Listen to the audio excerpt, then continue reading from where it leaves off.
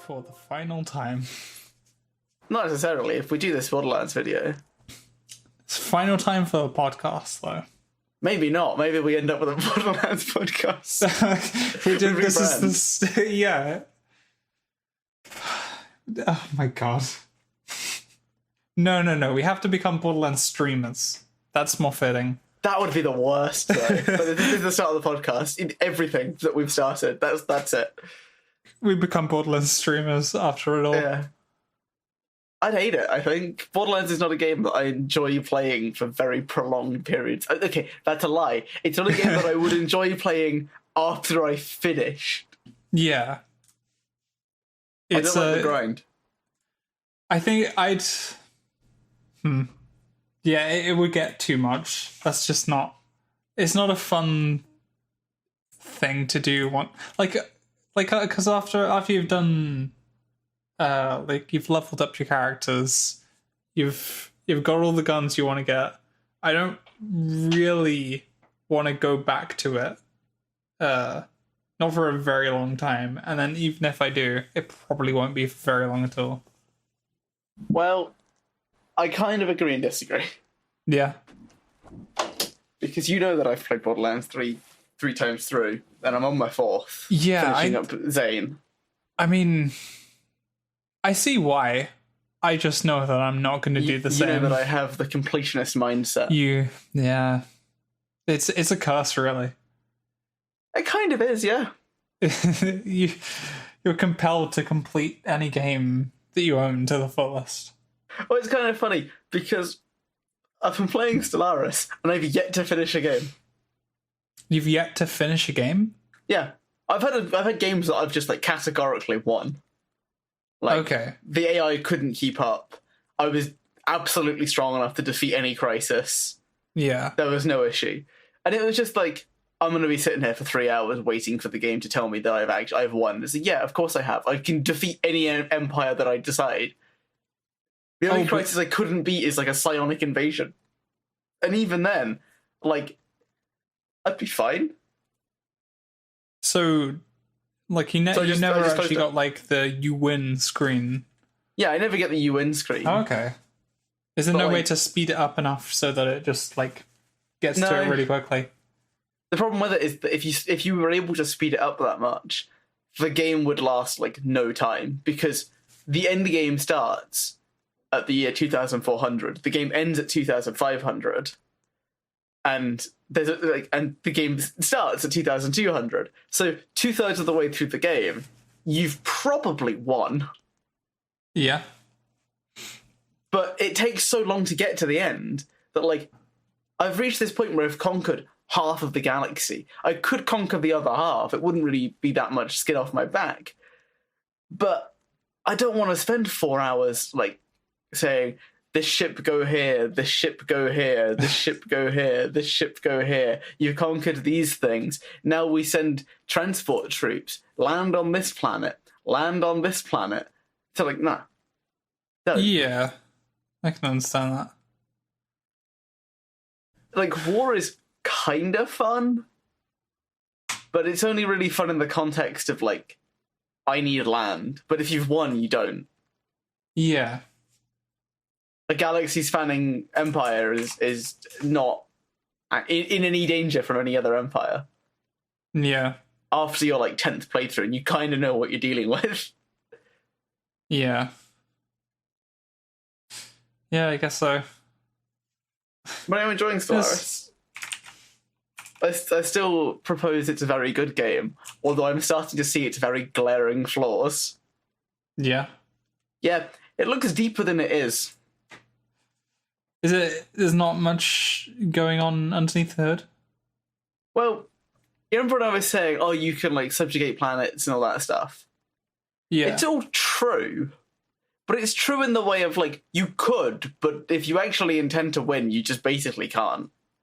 Oh. It's a complete resource sink for no reason. It's easier to dominate them. Okay. Through a bunch of wars than it is to there's no diplomacy. In Civ, there's a reason to trade certain resources. In Stellaris, it's you can produce them all on any planet if you so desire. trading systems is a death sentence. So it kind of just becomes like there's this one optimal way to play. There's loads of different ways to play, but they're all very isolationist. Okay. Like, even the galactic market and the galactic community, where you propose certain things that you want to happen, and they'll give you a 20% bonus to science or something. Yeah. The AI never wants to, because you always end up getting ahead of the AI. Kinda. I mean, I don't play on like a super hard difficulty. I'll probably start cranking it up. But like, they never want to do things that would sort of benefit you if you're winning. Yeah. Or they do everything you want, and that's it. There's no in between. So it's sort of,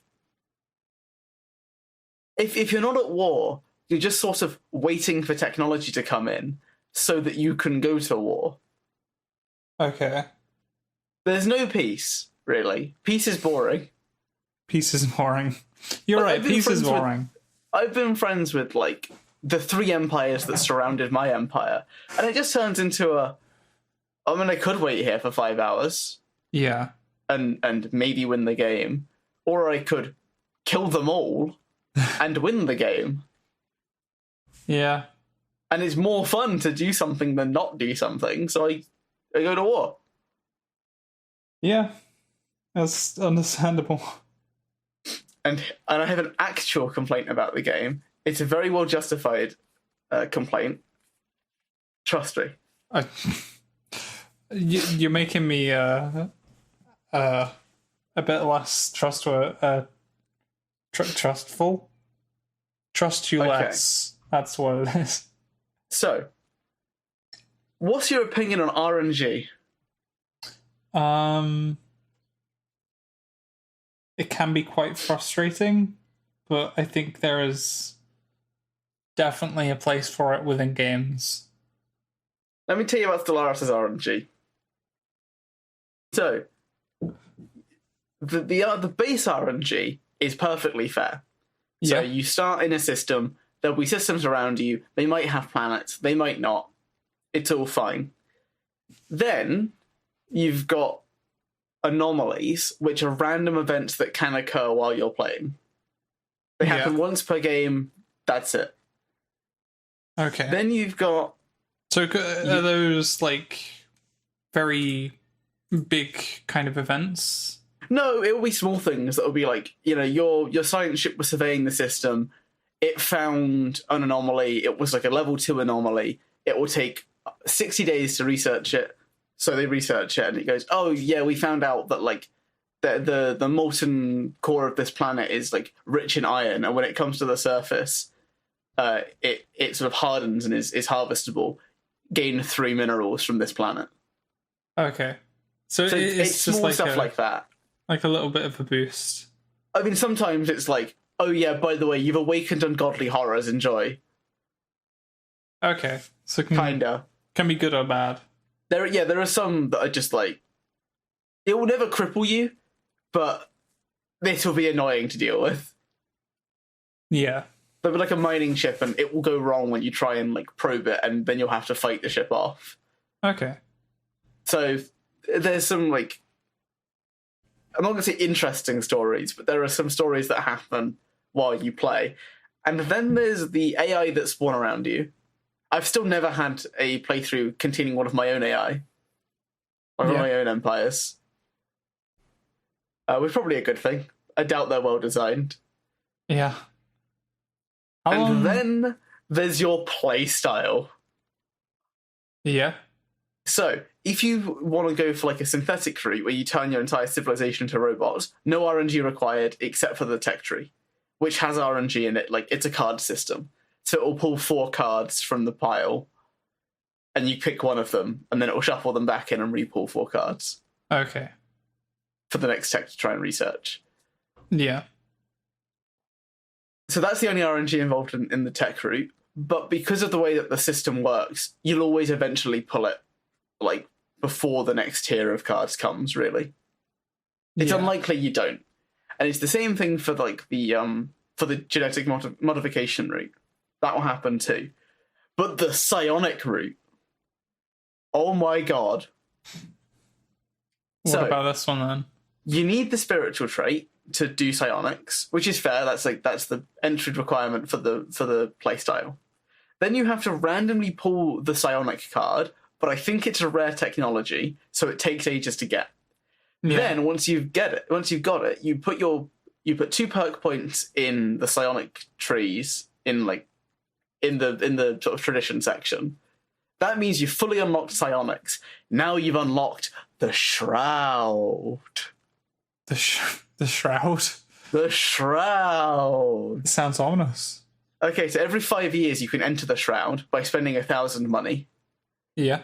Which is simultaneously quite a large amount and quite a small amount, depending on what happens next. Okay. Then a random event occurs. Oh. And okay, so it isn't seeded. I've tested. If you close the game and reopen it, you get a different event. Huh. So, the event's pretty goddamn random. Yeah. Then, you have an option to click. It will be like, leave the shroud, a green button, a yellow button, and a red button. Sometimes there's no... there will just be one colour. Sometimes there'll be 2. Green is obviously high chance, red is low chance, and orange is sort of medium chance. 50-50. Yeah. And then, if you click the green one, there's a 70% chance you get the good thing that happens. Whatever it says on it, increased ship fire rate, whatever. So you get like a 5-year bonus. Can be good, can be basically inconsequential. But sometimes there's rare technologies that come from the shroud.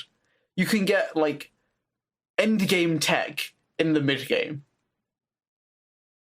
And it's better than the endgame variant. That seems...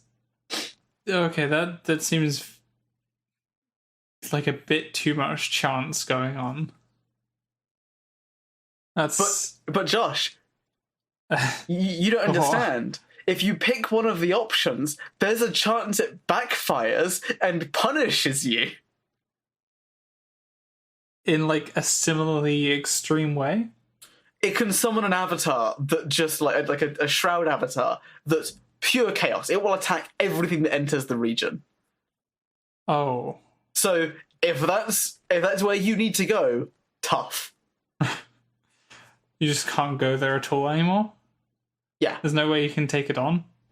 Yeah, you can fight it, but it's just not worth it. It goes away after 5 years. Okay. Like everything with the shroud, it basically only lasts 5 years, unless it's a technology. Yeah. Or a covenant. Let's talk about covenants. They're random. You get to pick one at some point, and there'll be a thing that says, you gain this benefit. I can't remember what they all are, but it's like 5% resources, something, something, something. Doesn't matter. But every 20 years, there could be an absolutely cataclysmic effect on one of your planets related to the downside. Okay. So it's like a 50% chance that the downside happens and is sort of mediocre. There's like a 30% chance it happens and it's pretty bad. And then there's like a 10% chance this is going to like completely wipe out whatever the downside was. Like, if you are having a reduction to governing ethics, it's minus 100% governing ethics. It basically doesn't exist anymore.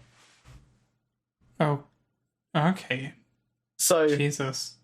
So some of the effects can be really bad. Yeah.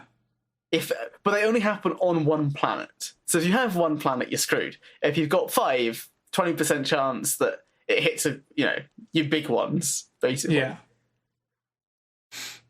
But there's one of them that's quite interesting that gives you 100% bonus to everything, basically. For 50 years, you get double production. Okay. Sounds pretty good, right? Yeah. Yeah. After definitely. 50 years, I can't remember if it destroys one of your planets or if it summons, like, beings from the other realm. I think it summons beings from the other realm. Both sound quite stressful to deal with. Yeah, basically someone's an endgame crisis on you. Like, the things that you deal with in 2,450, you'll be dealing with in 2,300. Okay. But that's I found it, I think. But you do get double production for a bit. Okay, so here are the covenants. Composer of strands. More pop growth. Leaders live longer. Drawbacks, roughly every 25 years, a psionic species gains or loses a random trait. So that can be really good. Because that can give you, like, random traits onto your thing. Yeah. Eater of Worlds, more army morale, more fire rate, happiness basically tanks every 25 years. Oh. So that's fun. Yeah. But also, planets can become shrouded planets, which I don't remember exactly what they do. Let's take a look. A shrouded planet. Apparently it's... Oh, it's uninhabitable. Created by the end of the cycle, or when an Eater of Worlds is ravenous, cannot be recovered. A few shrouded worlds can be found in special systems. Okay. That's it. You just can't live on them. So one of your planets... Wait, 5% chance every 25 years, a planet gets, like, wiped off the map. Yeah. Instrument of Desire, 10% resources from jobs. Sometimes your planet makes you consume more luxury goods. Or, like, governing ethics attraction is reduced by 100 to 50%. There's basically no downside for taking Instrument of Desire. It's the best one to take, I think. Yeah. And there's Whisper of the Void. More research speed, more influence. Sometimes a psychic leader gets substance abuse. 25% of the time, they commit suicide. 20% of the time, the stability on a planet gets reduced. And 10% of the time, there's like minus 100 stability for 10 years. So not great. But the real good one, end of the cycle, 100% resources from jobs, 100% resources from orbital stations, 100% naval capacity increase, plus 5 monthly influence, which is basically like double endgame influence gains, and 10 starbase capacity, an extra 10, which is basically double endgame starbase capacity. Yeah. After 50 years, the reckoning happens. The reckoning. What's the reckoning? I need to look it up. It doesn't say on the page. All right, here it is. The Reckoning will all but end the empire that benefited from the Covenant and instantly destroy all its vassals. When the Reckoning occurs, all Shroud-marked planets will be depopulated and turned into Shroud worlds, which will become uninhabitable forever. All fleets and ships under the Shroud-marked Empire's command will be instantly destroyed. All leaders will be killed. All resources from the Empire will be drained almost completely. Having lost everything, the Shroud-marked Empire will survive only in the form of a newly colonized planet of survivors, which will then start with the default name Exile. The game will pick any planet with 40% habitability or more, even if it's located within another Empire's borders. If that planet is somehow Shroud-marked, or no planet is otherwise possible, the game is instantly lost. Every regular Empire will gain a minus 1,000 opinion modifier, with the remnant of the Shroud-marked Empire for bringing the end, with a decay rate of 5 per year. Every Shroud-marked colony will spawn with a Shroud manifestation. Finally, an immensely powerful Shroud entity known as the Reckoning, representing the combined essence of all deceased psionic individuals in the former Empire that summoned it, will appear over the Empire's former homeworld, and proceed to seek out the remaining life in the galaxy. It normally leaves the exiles to last, and therefore the exiled Empire should first prioritize surviving against other empires instead of trying to expand if possible. In this state, one might benefit from the Reckoning, depending on the circumstances. You may be able to conquer the galaxy and achieve end-year victory if you time it correctly. As the Reckoning randomly targets worlds to destroy, its power will increase as it consumes more population. It gains bonuses to hull, shields, fire rate, damage, and regeneration as follows. And it basically just scales super hard. Okay. It doesn't How do you feel? There seems to be quite a few things that are just like, oh, this thing is either like super, super dangerous, or just like buffs the hell out of you. Yeah, like that's sort insanely. of, that's psionic style. Okay. It's very random. Yeah. The problem I have with this is that there's no way to consistently play psionics. Like, if you don't randomly roll the technology to, like, advance, you're basically screwed. Yeah. Because you've wasted 2 Ascension perks on temporary bonuses that may not even benefit you and have potentially hindered you. Yeah.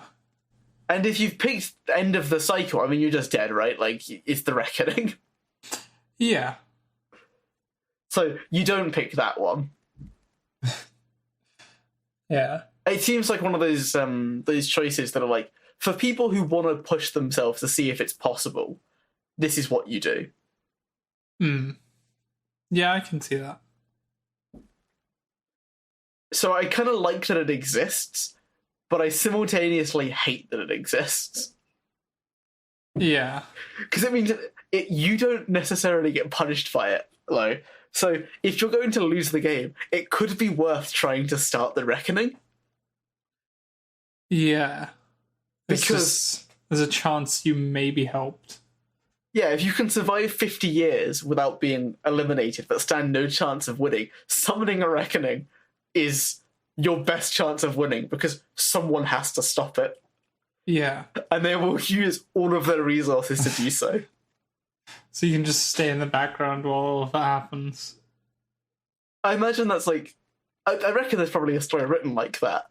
That sort of, an empire wasn't meant to be crushed. They summoned ungodly horrors, and now they live hoping they'll eventually be able to beat it one day. Yeah. But it gets stronger over time. That's the crazy thing.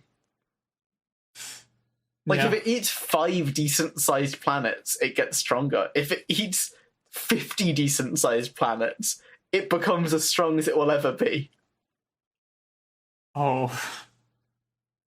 Which I'm assuming is incredibly strong. So the average ship, I think, has like 10,000 hull points, something like that. Yeah.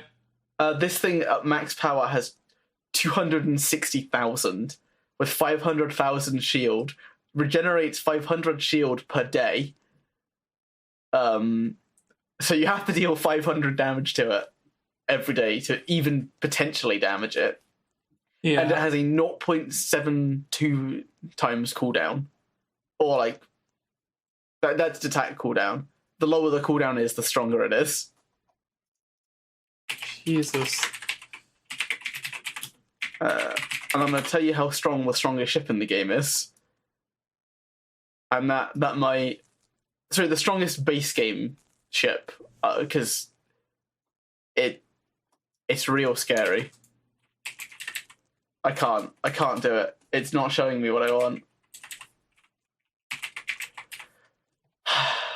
It's a good game, 10 out of 10. Would recommend. Yeah. It does seem like a lot of health for that ship, though. Yeah, the thing is, it's a single ship, which means that it's got a nice balance to it. Like, the game in general, which is one big ship can, like, easily be a devastating presence, right? Because it's throwing out huge amounts of damage and you have to physically destroy it for it to go away. Yeah.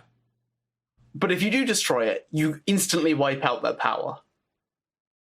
Yeah. So I kind of like that. So you can flood, like, with a huge number of ships and try and attack that way. By having, you're losing lots when you are attacking. Just like kamikaze it. Yeah. I think they nerfed it because there was a technique, or like a tactic called like Corvette rushing, where you would build the weakest ship in the game, spam them out, and then just attack things because of how deadly they were. Okay. And they no longer exist in that form. Yeah. So you're gonna play with me, right? You're gonna... I mean, probably not. No. I wouldn't say it's like my type of game. Yeah, I don't blame you. Yeah. By the way, there's like 8 crises that you could get. Yeah. Yeah, like that's one of them. That ship. Well, yeah, the end of the cycle is one thing that can happen, but you have to do something to trigger it. There are more. There's like the Praetorian Scourge, which are basically the same, but they come regardless of what you do after 50 years. Okay. Though it is annoying that the end of game starts at 2,400, but you can't roll a crisis until 2,450. Yeah. And then one happens every 5 years. I've never actually really gotten to a crisis, so maybe I should get. It just takes so long. That's the point. That's my main problem. It just takes too long. It takes upwards of 6 hours to get there, depending on how often you have to pause or slow down the time to do all the things you need to do in a given month. Okay. So it's sort of I'm kind of just bored now. Yeah.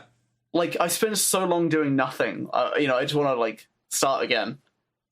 Try a new tactic, have some new stories with early empires. Is that so? That's just. Would you say that's your main problem with the game? Then is just it takes a very long time to play one game of it. I like that it takes a long time. It's just there's not much to do sometimes. When you're at war, you're constantly moving ships around. You're basically playing you'll do 5 days, pause, do 5 more days, and then continue like that. But when you're at peace, you wait months at a time. Yeah. And a month is a minute, I think. On the fastest speed. So if you want to skip 3 years into the future, you're sitting there for, 30 years or so. Or 30 minutes or so. Yeah, that's quite a while. Maybe I'm just impatient. I doubt it. But maybe that's the problem. Maybe that is a long time to be waiting in a game. Yeah. That's why I end up watching YouTube videos while I play. Yeah. It's optimal. Yeah. But here's a question, Josh. Mm-hmm. What would you say if I told you that there's hypothetically a Minecraft mod pack that we spoke about early on in the podcast's lifespan? It was about an adolescent. I was talking about Enigmatica 2. Okay. I'm going to tell you, Enigmatica 2 has one of the worst designs in one of the best packs I've ever played ever. Yeah. Because the best way to gain resources, consistently, is to grow them as crops. But that requires you to sit there and babysit them. But it's not active babysitting. You just hold right click on a spot with a watering can, let them grow, let a machine break it when it's fully grown, and then get another seed. And then once you've got enough seeds that you're happy with the number of crops that you can make, you then go and put them in a farm and then never look at them again. And then you repeat for the next crop. Okay. I don't know why people game devs think this is a great way to play. Well, we've put the optimal system here. It just requires you to spend a lot of time doing nothing. Yeah. I guess. Yeah, I don't know why. I don't know why people do that. It's not really a fun thing, I guess. It's the same way that the optimal way to play things like Borderlands or Fallout are the most boring things possible. Yeah. I guess maybe part of it is just, or maybe they don't see this optimal way, or maybe it's just not so. Maybe they think that most people aren't going to, want to play the complete optimal way. Maybe they just just want to play the game how like in just a more regular way rather than like trying to find all of the optimal things to do. So normally I would agree with you, except in the instance of Fallout, Borderlands, and Enigmatica 2. Yeah. Because Fallout is basically built around building a character with a certain thing, like a certain gimmick, I guess. Yeah. So you want it to be good, but when it turns out that like the scaling of the game doesn't like peter off at all, so some builds just stop functioning after a certain point, and you have to now divert your levels elsewhere, but you can't gain them because you can't kill anything. You basically force people into this other playstyle. Yeah. And that lack of viability really screws you sometimes. I mean, up to like level 100, it's pretty viable to do anything you want. I'll be real. Okay. But after that, you've got problems. Which I think is a problem, because surely you would want to build a game with like consistent, viable like builds. In Borderlands, it's a loot game. So people exploit the easiest boss they can find, which is pretty much Gigamind. Yeah. And Enigmatica 2 is it's like an expert pack, so the whole point is you're meant to like use all of the tricks that you know to sort of squeeze the most efficiency out of any given system. Okay. Which is why it annoys me that they've built a thing that's like, no, you have to like babysit these crops because they take too long to grow otherwise. Yeah. Yeah, okay, I understand that a bit more now. Because that makes sense. In a pack that's like meant to be specifically designed to be like, okay, you need to be the most efficient you can be when playing. You need to have the best systems. They need to be automated, like all that stuff. But when the best system is something that's like you actually do have to do manually and kind of boring, like they had the option to include that or not, and that's something that they would have had to have seen, because like the whole point of it is being efficient. Yeah. Like with Borderlands and Fallout, it's less the case that like they have other things going on which I guess take priority. I would argue that Borderlands doesn't. I think Borderlands specifically balances for high-end players. Yeah. Like, the OP system doesn't exist for anyone who's not like optimized their build to the nth degree. Yeah. Right, but then even then, like, Ultimate Vault Hunter at level 80 is still sometimes incredibly difficult. Yeah, I guess so. You are like pushed to just get all you can out of your skill points and Harold. Well, yeah. It's not so balanced. I mean, it's the same thing with Mayhem, though, right? Like, the OPQ system relative to it's like stupid. The Super Bowl, which is the worst gun I can think of off the top of my head, and frankly, there's probably a worse one. I'm sure because there's the gun that literally can't kill enemies. But that's not. It's not exactly it's a unique purpose. Bad. Yeah. But like, that's weird. I feel it shouldn't be that powerful. They keep making better and better guns, but never bring good guns up. Like, maybe I'm wrong, but I don't think the Super Bowl scales with bounces, right?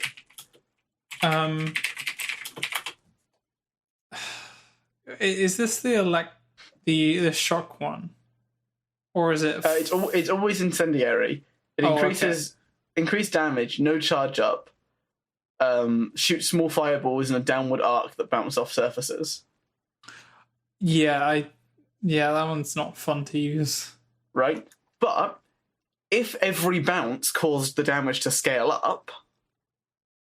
Yeah.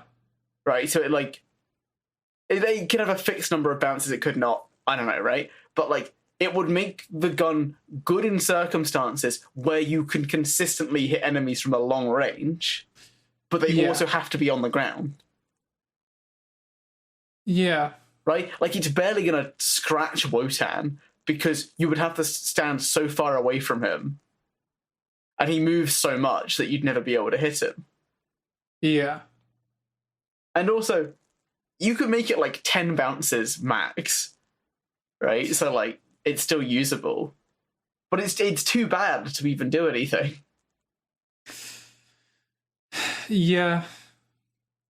Yeah, it just doesn't have the power at all. There are much better incendiary weapons, like even of the same class. I mean, the pew pew gun's always incendiary.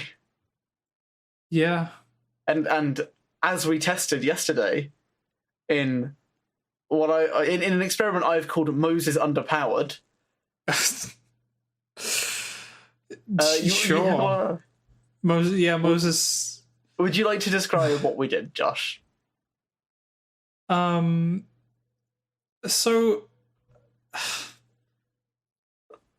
yeah, so I don't remember why that happens, but like you get out, you spawn in Iron Bear, and then you get out.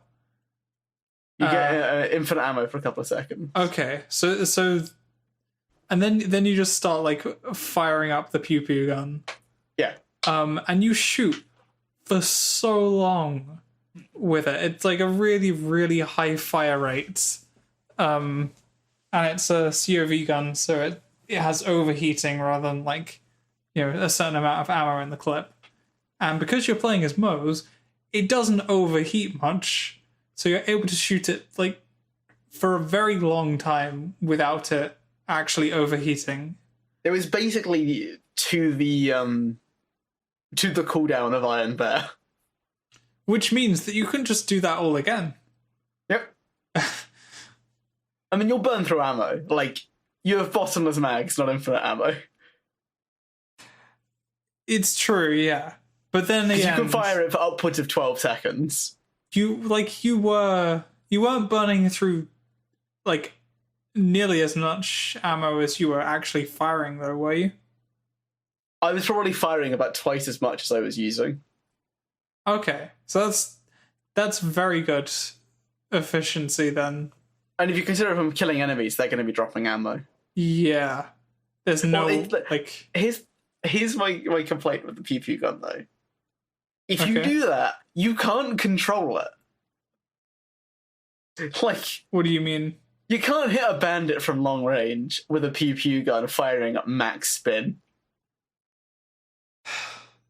You're gonna hit him quite a few times though. Just the rate that you're firing, you like some of those bullets are gonna have to be hitting enemies.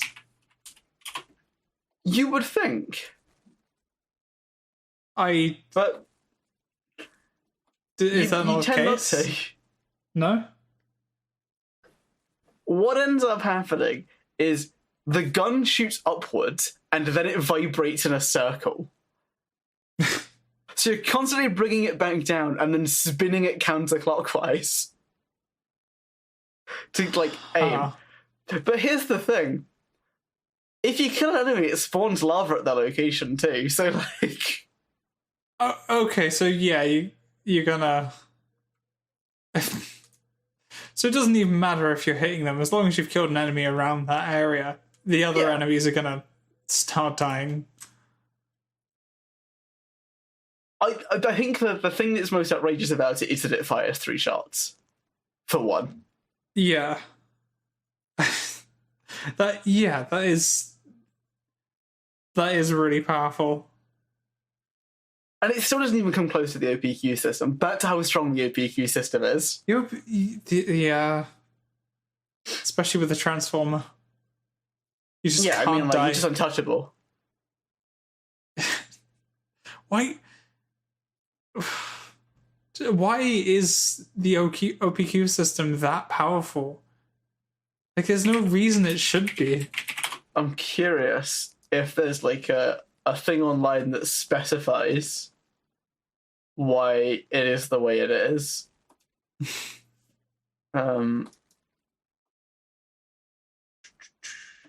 It always spawns with the cost-effective prefix.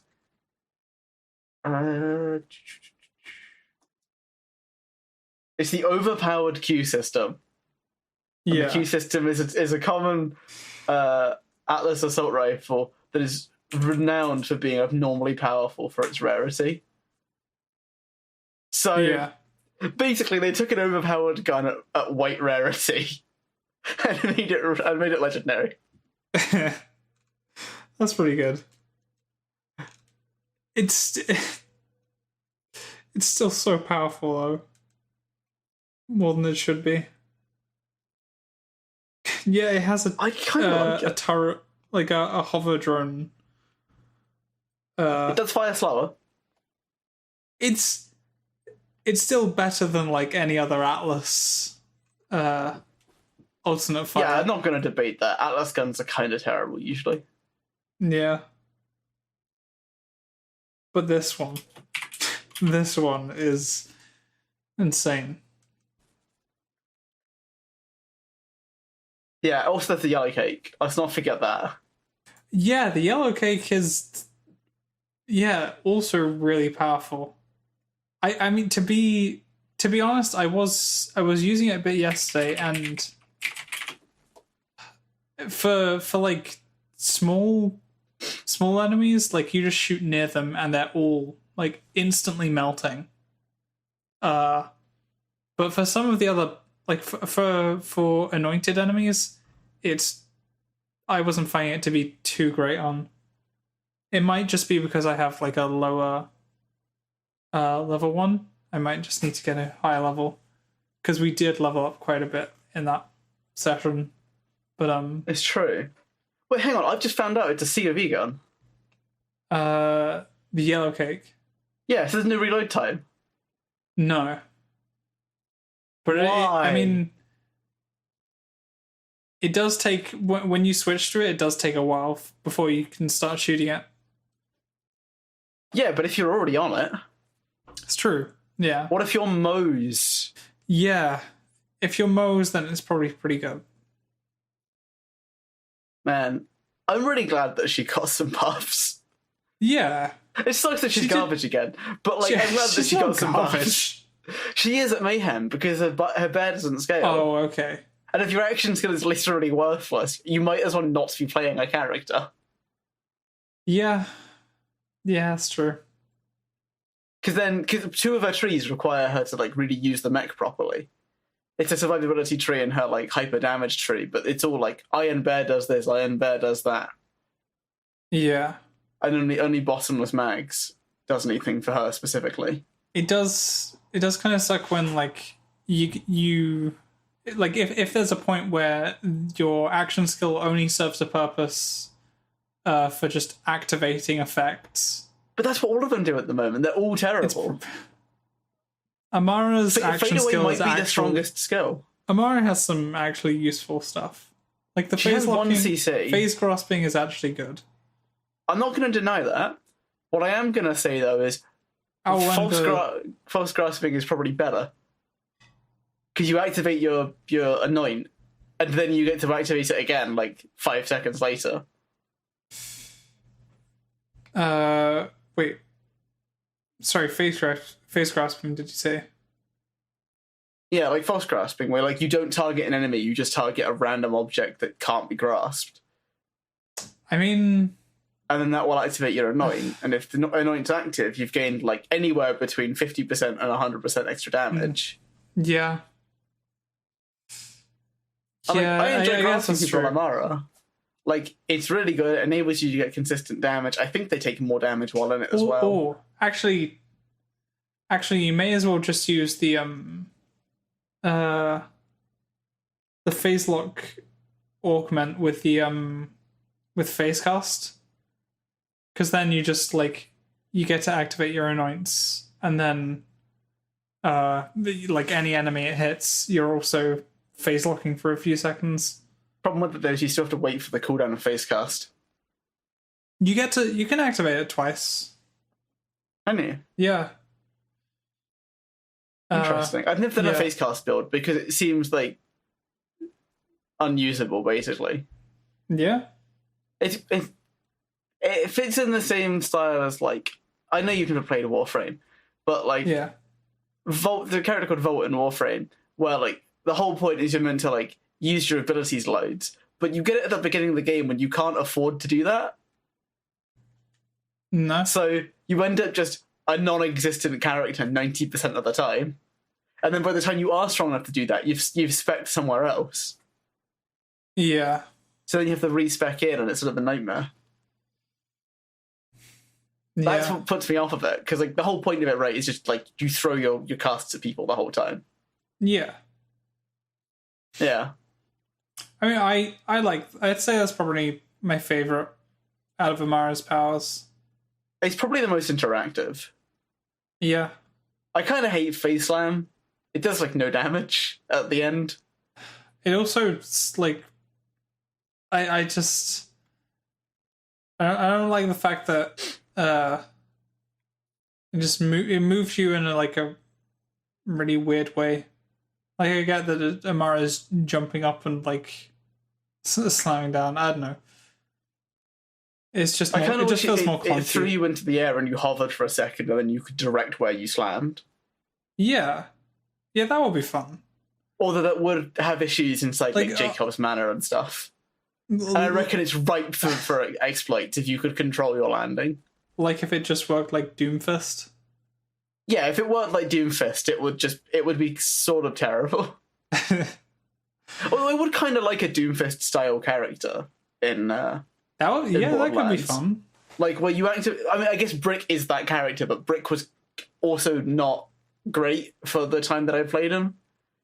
In Borderlands, we didn't play much Borderlands 1.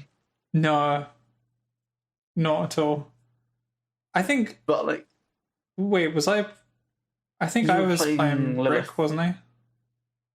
Yeah, it's right. You were playing Mordecai. Sorry, I had like a stroke. I usually play like brawlers. I played Salvador. I expected I would have played Brick because I played Athena and like Mose. Yeah.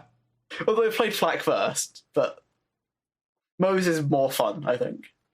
Yeah. Yeah, I went back to Flak recently, and he feels really horrible to play. Oh. Why is that? Is it just because, like, you're not... I don't know.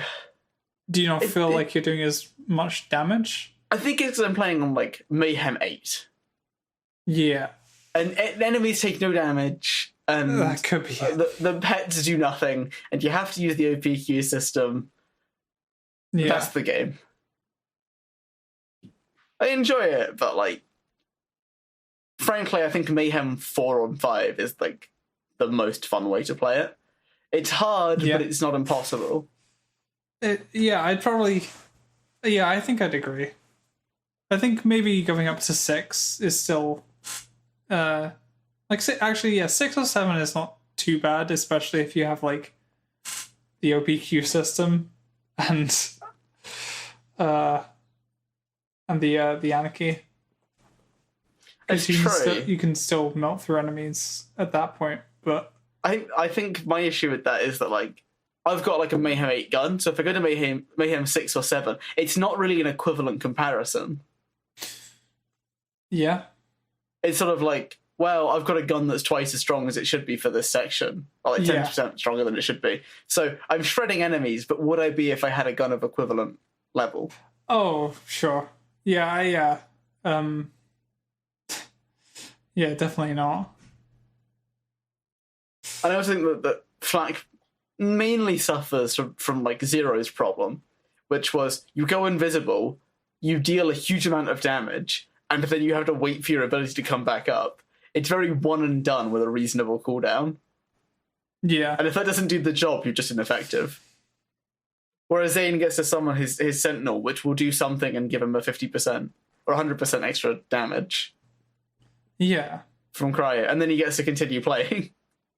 Yeah. And with your Digiclone, you can still like keep on swapping with that as well. That's also true. I think every time you do as well, it drops a grenade. It's a skill for that, but yeah. You would be able to. Yeah, you can. Yeah.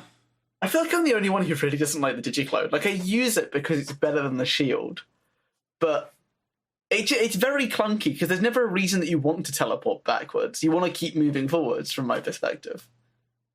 I guess it's useful in boss arenas.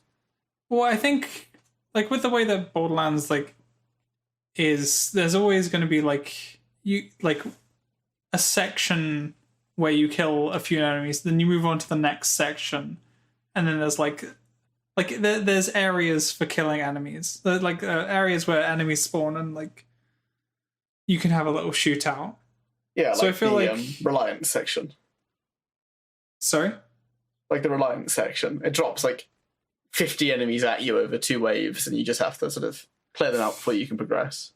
Yeah. Well, that seems how, like, the Borderlands games are built. There's just a few different, like, in a level, there's just a few different sections all linked together. And you just move from one to the other. Just killing enemies in each section as you go along.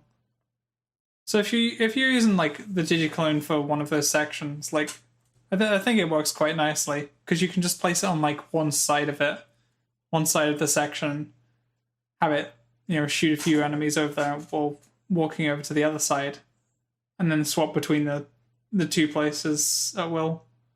I can see that. I think it's just my aversion to teleporting. Yeah. Like, teleporting is undeniably, like, one of the cooler superpowers. Yeah. But I think in games, you get very disoriented sometimes when you start teleporting. Unless it's, like, Dishonored, where the whole point is its line-of-sight teleport. Yeah. It can be a bit weird when you teleport and when you swap places with your clone. Maybe my clone just isn't upgraded enough. I mean, I'm only level 30, so I've just crossed the halfway point on, like, actual levels. Yeah. Although Zane is, like, probably one of the most fun characters. I think you played them in, like, inverse fun order. Flakamara, Mose, Zane. Yeah. Although I don't know if with, like, a real kitted out Mose should be more fun or less fun. Like, because I don't know if the optimal playstyle for Mose is, like, the most dull thing possible. Yeah. I remember people would fight Grave Warders Mose, and they would, like, drop down in Iron Bear. Immediately the floor would shift. They'd get out of Iron Bear because you can't stand in it while it's doing that. Then you would shoot it with a Krakatoa with infinite ammo, and you would maybe kill it. And it was like, wow, fun and engaging gameplay. Oh, God. I forgot about the Krakatoa as well. Yeah, it's incredibly strong if you ignore the other event guns that currently exist. So after the event guns, like, stop dropping, I guess, like, people are going to default back to the Krakatoa for their, like, it's top still really good. I don't think it's as good as, like, the no pew pew guy. Like, it just can't be. I guess I haven't used that, so I don't know. But I do remember the Krakatoa being really, really powerful. I think you have to sort of consider, like, what enemy are you using these top tier guns against, like, on average. And I think, like, it's fairly safe to say that, like, the takedowns, the trials, and the events are, like, that's your end game gameplay. Yeah. So most enemies in the trials are shield based, so the Krakatoa is really unfortunate in that regard because it doesn't basically damage them. Wotan's damn near invulnerable. Oh, Krakatoa is useless against always have like pyro resistance. Or like a decent number of them do. So it's like, I really like the gun because it rewards you aiming well. I also have terrible aim, which is why I don't use it. So it rewards good gameplay, but it doesn't have a place to shine, really. It's really useful for when you go down there, because you can just like even if the enemy has a shield, like, it can still take the shield down quite quickly. And then once you're on flesh, like pretty much just gone already. Yeah, I mean, it chunks really hard at the main game. Yeah. I think I have like a Mayhem 3 variant. Maybe I should give that a go. Does it have a specific drop? Or is it just no, I think it's drop? random. See, Krakatoa. Okay, I typed in Krakatoa. I should have specified Borderlands 3. Any suitable use force. Okay. So, I guess that. Apparently, it always spawns with the Stark prefix. Yeah. I guess it does. And obviously, the references to Squidward. Yeah. Which is, whenever I hear Krakatoa, I do just think of Squidward erupting.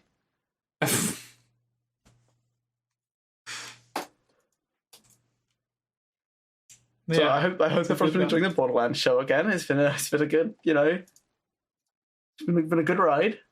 The Borderlands show. It is the Borderlands show. Yeah, it is. At this point, we'll make a video about Borderlands, like we may be discussing possibly. Possibly, yeah. That will replace the podcast in 8 years when it gets done, because we have to beat the game on 6 characters of Borderlands 2, and then obviously for 4 on Borderlands 3, and then 6. Yeah, it is 6. 6 in pre-sequel, and then 4 in original Borderlands. Like, frankly, we've got a lot to do. We should honestly just get right to it and just start. It's going to take. We're going to have to do Borderlands 4 at this rate as well. Yeah, do you think if we finished it? Like, I think so. I've only got one character level 80 on Borderlands 2. Yeah. I got a couple of sitting around 56 or so. I think I got 3. Yeah. But it wouldn't be too much, but I think it would. I think most of the game is after level 50. Yeah. Because you've basically got like an extra 60% to do, but you've also not got the benefit of having like loads of XP relative to your level. Yeah. Like the XP per level, or like the relative XP per level drops. So I think you spend more time at level like 72 to 80 than you do at like 0 to 50. Hmm. You know I'm right. It's cutting out a little bit, to be honest. I'm missing some things that you say. Listen, you didn't think the final episode was going to be easy, did you? It's fitting that the last episode has quite a few hiccups and isn't like, amazing. I think it's. But it was never going to be, because we're not ending it on like some virtuous, victorious high of like we satisfactorily ended where we wanted to. It was like, our co-host dropped off the face of the earth. Well, yeah. And we were like, well, we'll just go and do something else. Like, we talk about Borderlands all the time. Let's go make a Borderlands video. Yeah. Yeah, switching focus. That's all. And like, we got things to be doing. We finished our exams now. Yeah. Yeah, So, it's the in the final episode, both of us have completely finished uni. Maybe. One of us has completely finished uni. uni. You definitely finished. I might have resets, maybe. Who knows? I should be fine, but like, I never want to say categorically I'm not. Yeah. Because that's arrogance I don't have the luxury of earning, Hopefully you have completely finished. Yeah, hopefully. There's a good chance. I've had enough stress, Yeah. But, before we talk about the Spider-Man thing we promised we were going to talk about 3 weeks ago, Josh. Oh, yeah. Well, yeah, Right. yeah. I assume that was just happening. Like, that would be the last thing we do. Yeah. If everything feels a bit empty. Like, the world is crumbling around us. I mean, it's going to be a bit more serious. The world is crumbling around us. We've lost all of our direction in life now, right? Like, we're just on our own, basically. Yep. With parents' Pretty guidance much. and stuff, right? But like, there's no strict path that we have to follow. Yeah. And everything's gone to shit. Like, Yeah, like we're going into another depression. The we can't go outside at the moment. We no longer have educational responsibilities. You say that like it's a bad thing, and I want to remind you, I'm applying to teacher training courses, so I'm still gonna have education responsibilities. Well, one of I us might be doesn't tutoring have... some people over the summer. Okay. I mean, that's... See, you've got direction. It's not real direction, though. What? It's sort of like, this is where I think I want to go, but I don't know if this is the best way to go about it, you know? Okay. It's direction, though. Like, I don't know if you'll ever know exactly where you're going. That's what I'm hearing here. It's not like head down the road, go like left at the second exit or whatever. It's like head east. Yeah. You just have to... I don't know if we'll ever have, like, a clear path to follow. Not now, anyway. Because this is all up to us now. Josh, you're making me sad. I know, it sucks. I'm very task oriented. I don't like really setting my own tasks too much. I've been thinking about this for the last few months, because this is like... Yeah, I guess you've been done for a while. Well, yeah, that, and like the entire like last 2 terms were pretty much about just like, hey, what do you want to do after this? What are you going to be doing for the rest of your life? And that's pretty much what our last modules were like actually really useful for that, to be honest. Yeah, we got like a lot of guidance with like options afterwards. And just where we want to go. I'm really hoping nepotism carries me somewhere, you know? I mean, neither of my parents work in a field that I want to work in, and neither of them could help me. But you know, I'm just hoping that, like, maybe. Yeah, just maybe. I've maybe got there's no like a hidden chance of that uncle I didn't know about. doing flipping music sound stuff but with a... Hear me out, Josh. Hear me out. We make this Borderlands video, right? Yeah. Release this Borderlands video. Patreon. Done. There's some step in between here, right?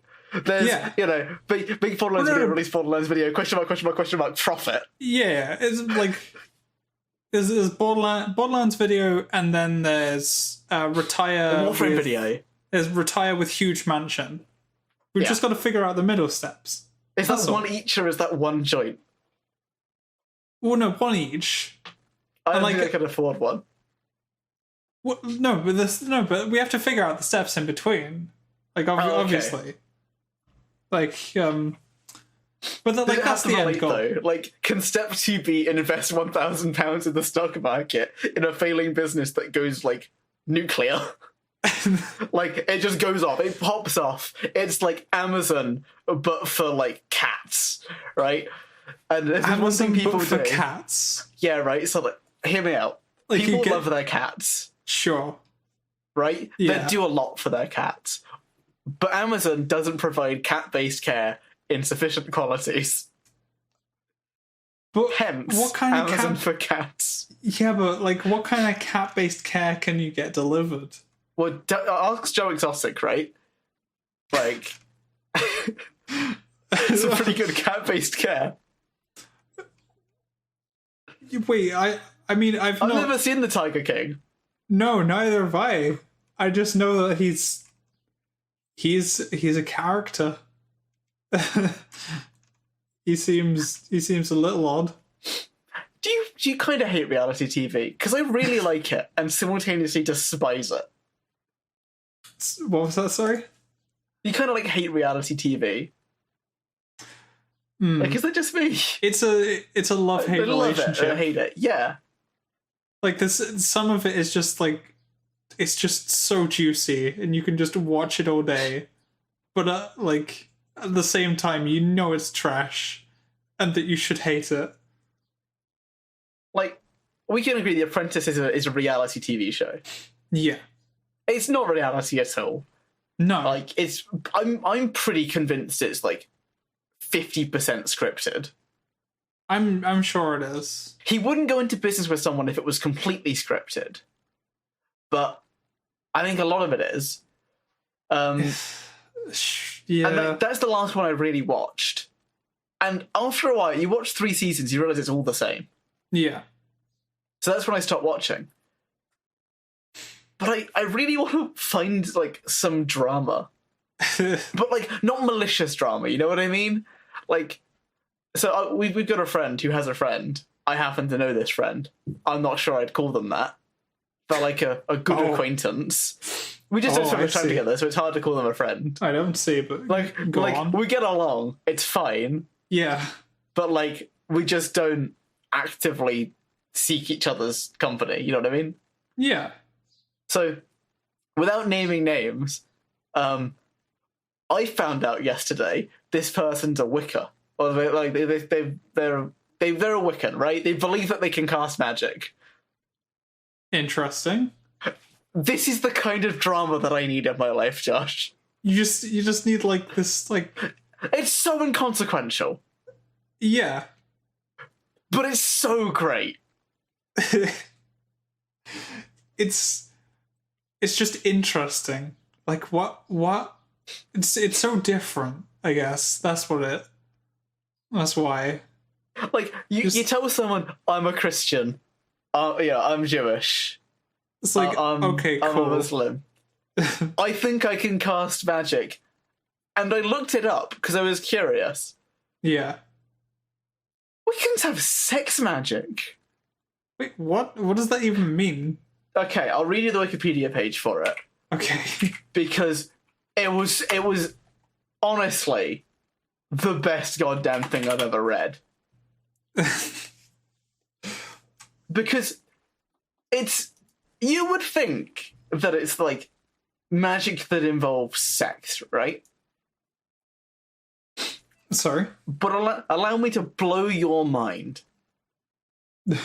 Other traditions wear robes and cords tied around the waist, and even normal street clothes. In certain traditions, ritualized sex magic is performed in the form of the Great Rite, whereby a high priest and high priestess invoke the god and goddess to possess them before performing sexual intercourse, to raise magical energy for use in spell work. In nearly all cases, it is instead performed in token, thereby merely symbolically using, I think that's our thumb, I can't tell, to symbolize the penis and the chalice to symbolize the womb. For some Wiccans, the ritual space is a space of resistance in which sexual morals of Christianity and patriarchy can be subverted, and for this reason they have adopted techniques from BDSM subculture into their rituals. Publicly, many Wiccan groups have tended to exercise the role of sex magic from their image.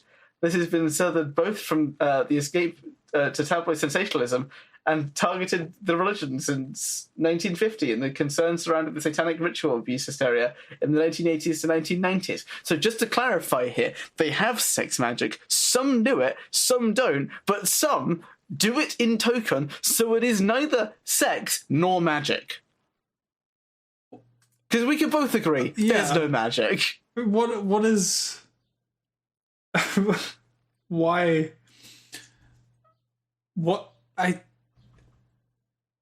It's just so different from what I'm like used to knowing and experiencing in life.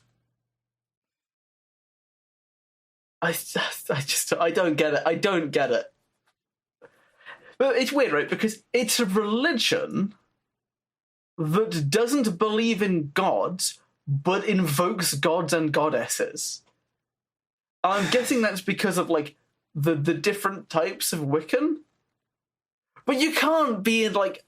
If someone said to you, I'm a Christian, I don't believe in God, I'd have some questions. You would say they're not a Christian, right? There's just no way about it.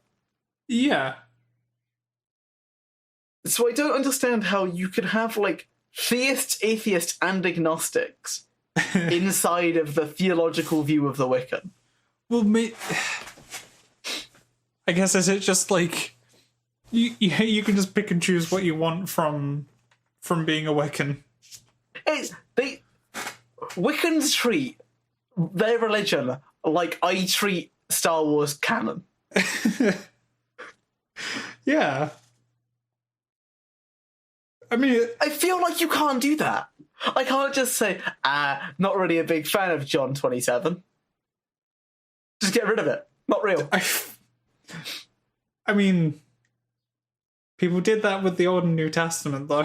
They didn't do that with the Old and New Testament, did they? They did. Well, no. They had two different religions. Well, yeah, it's in doing split so. off. Well, I guess this is just like splitting off. They're just, keeping the same name.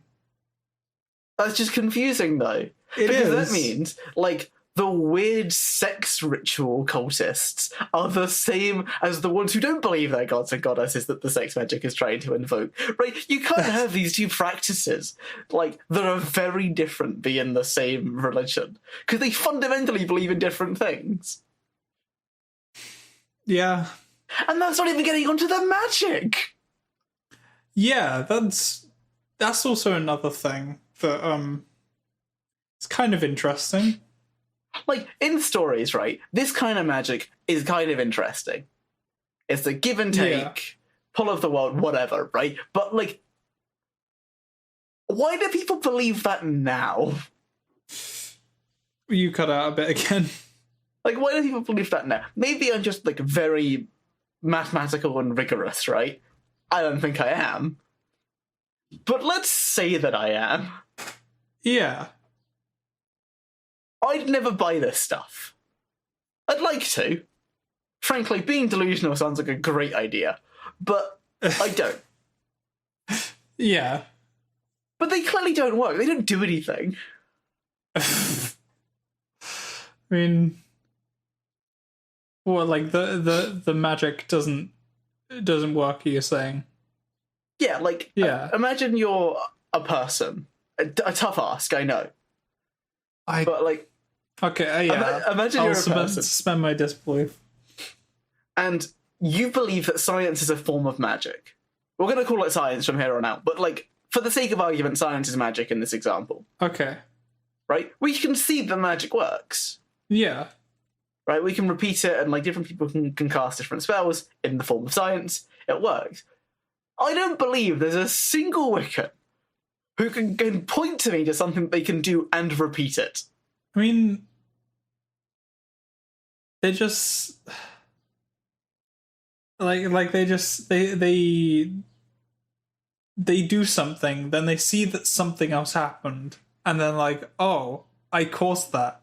When it's like, no, it's a coincidence. Like, yeah, there's like other reasons for that happening, and like then you're just convincing yourself over and over again, like, these other things are happening because you're doing something. I don't know. This is related, but I have to ask: did you ever try and like use the Force or like control fire when you were a kid?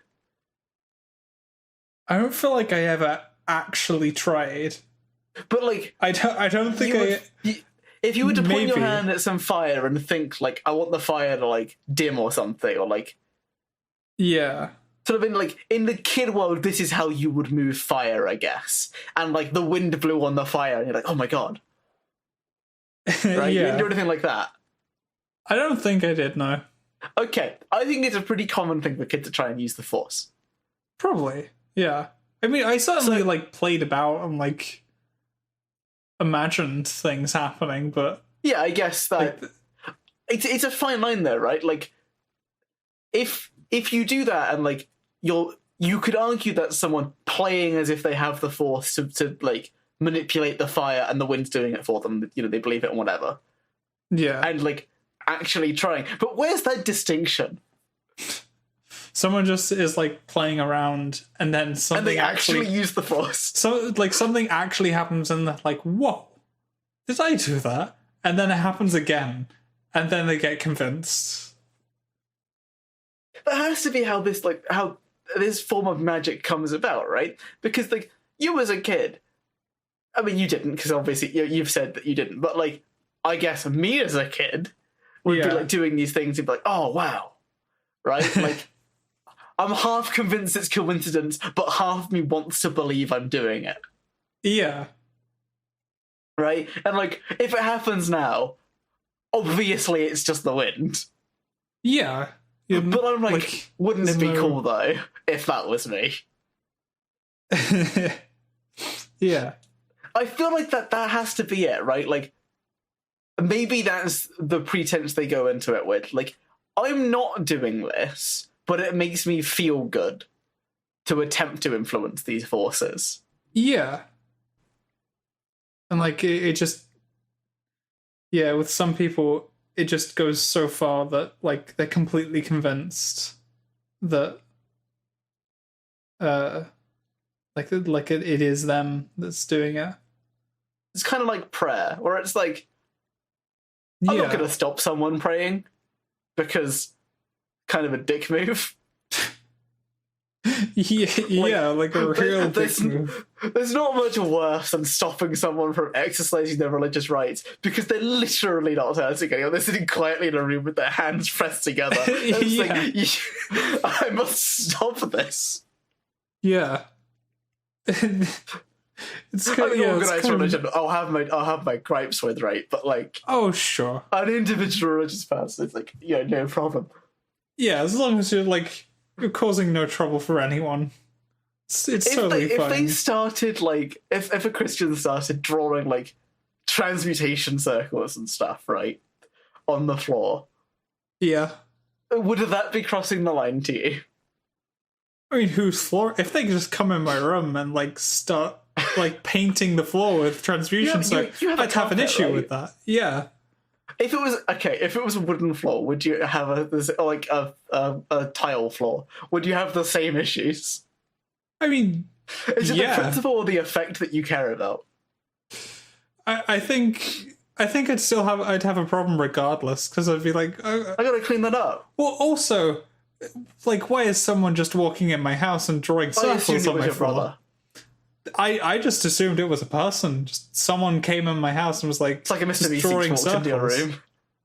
I'd have a even if it was my brother, I'd have a problem regardless, because like, I think you have more of a problem because you're just like, what is happening? What is this? No, I think I'd have more of a problem if it was just some random person.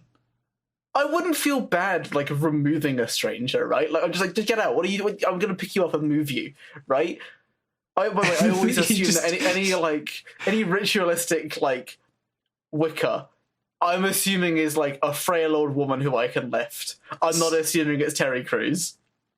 Sorry? Like, I just assume that it's a frail old woman as opposed to Terry Crews. I like to believe Terry Crews is a Wiccan. God, that's such an unfitting like connection. I know.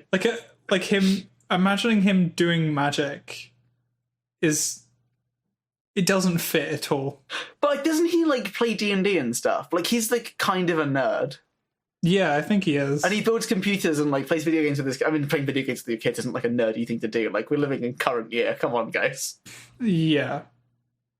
I was having this discussion with someone yesterday, right? Where it's like, so we're talking about like writing a CV, and they're like, "Oh no, why don't you try and like link your hobbies with like your maths?" And it's like, I play video games and D&D. Neither of these are mutually exclusive to maths, and neither of them are done because I enjoy maths. Right? Like, I play Borderlands because I like killing things. It's a satisfactory thing to do. I do this because numbers. Like, no. You meant to try and incorporate maths into it. Like, I guess I could say, oh, I like optimization systems, and, you know, like, building a self-sufficient see, there you go. Process is like, I'm not an idiot, Josh. I just don't like the game. Yeah.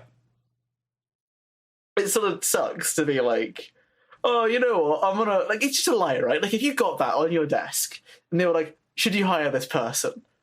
90% of that's a lie. You know that. I know that. They know that. You still have to pretend like it's true. I mean, I'm sure, like the satisfaction of like building those systems, though, building those optimizations, I think that's something that should be easy to see as transferable to something useful in a job. I mean, creating a system that teaches people a little bit harder than it sounds, but like, I guess that works. Like, I'm not sitting here waiting for Satisfactory because I loathe creating systems. Yeah. Right? Oh, by the way, waiting for Satisfactory to come out. Very excited. How long is it now? 8th, so 2 days. But I don't know if it's like the 8th at 8 p.m. or the 8th at midnight. I know. Like, there's a really big that. difference. I'll stay up late if I to watch it, or watch it, to play it, I guess. Like, if it comes out then. But I'm not going to stay up really late to play it, you know, like, if it comes out at 4 in the morning. I'll wake up and play it, later. Yeah. I'm never... Although I guess I can't preload. Oh, it's so annoying that Steam like doesn't have preloading features properly. Was it a big game? Yeah, like they do actually have it. I remember like I pre-installed Fallout 4, I think. Yeah. Which is really weird. A funny story about Fallout 4, because it came out when we were in our first year at college, which is sixth form, which is 12th grade, which is whatever. I have no clue. I love that, like, the difference between the American and the UK system is so immense. So it's like, I say I'm at college, I'm 16. Yeah. They say, oh, I'm at college, they're 18 to 24. Yeah. Yeah, there's a big difference. But we got it then. And it was, on launch, it was the worst, right? It's a Bethesda game. So I got up the morning it came out, and I played it for like 2 hours, because I got up at 6. Because it had installed overnight, and I played it. Yeah. And I had to be in early. And it was a good experience that I hated, I guess. Yeah. And it was really laggy, and I could barely play it because I was on my old machine, and I refunded it, and then I bought it again like a week later, and I don't think Steam liked that very much. Oh, so you refunded it after that? Yeah, it was sort of like, I played it for a couple hours, and I was like, this is the laggiest goddamn thing in the world. Yeah. And then some updates came out for it, and like, oh, the lag has been fixed. So I rebought it. And you'll never guess what. It hadn't been fixed for me because my card wasn't good enough. It was more of a you issue than them. Well, yeah, because this was the year that the event happened. The graphics card event. Oh. Oh, yeah. Yeah. It's pretty funny. Except not for you I'm at not all. laughing. Yeah. Oh, I kind of am, because I still got a 980 Ti, right? Like, it's still a good card. yeah, it still functioned 5 years later. Yeah. Like, oh no, how could this happen to me? I got a slightly subpar card. Yeah. Sorry, I got a slightly above par card.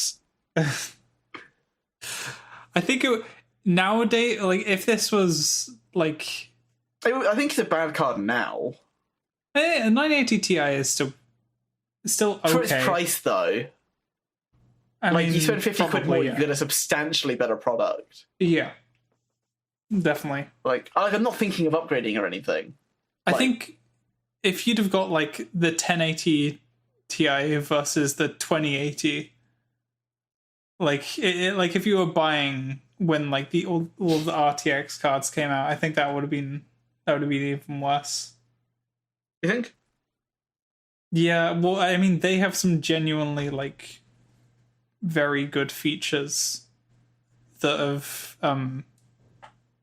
like had quite, like ray tracing is kind of, like, it's kind of cool, but it's a real performance tank, and not very many games use it.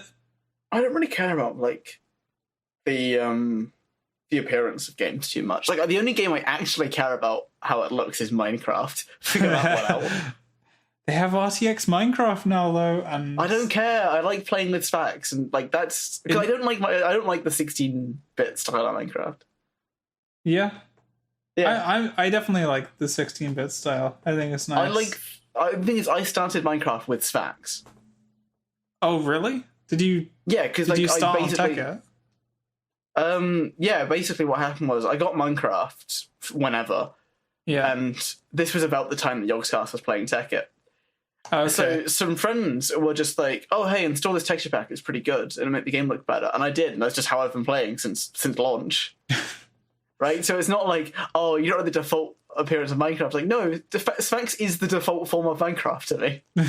There's just been That's too how long. it's looked. Yeah. I mean, I've been playing it for like 8 years on Sphax. Yeah. It's lucky that they stayed afloat and keep updating it. I mean, it's the most popular Otherwise texture pack. Like, Sorry? mods have Sphax patches. Yeah. So it's quite at the nice. point where it's kind of like, basically every mod that I could want is in Sphax. And if it's not that big of a deal to me. Like, I'm not sitting there going, oh, I can't believe this one mod hasn't it's unplayable. Yeah. Right? It's like, if most of the mods have Sphax texture packs, I'm kind of okay with it. I mean, that is part of the reason I mean, I like the default look of Minecraft, but like That's sacrilege right there. the fact that like pretty much all mods have like textures for default Minecraft, like it's nice. I don't It is need a to nightmare ever think to about install. it.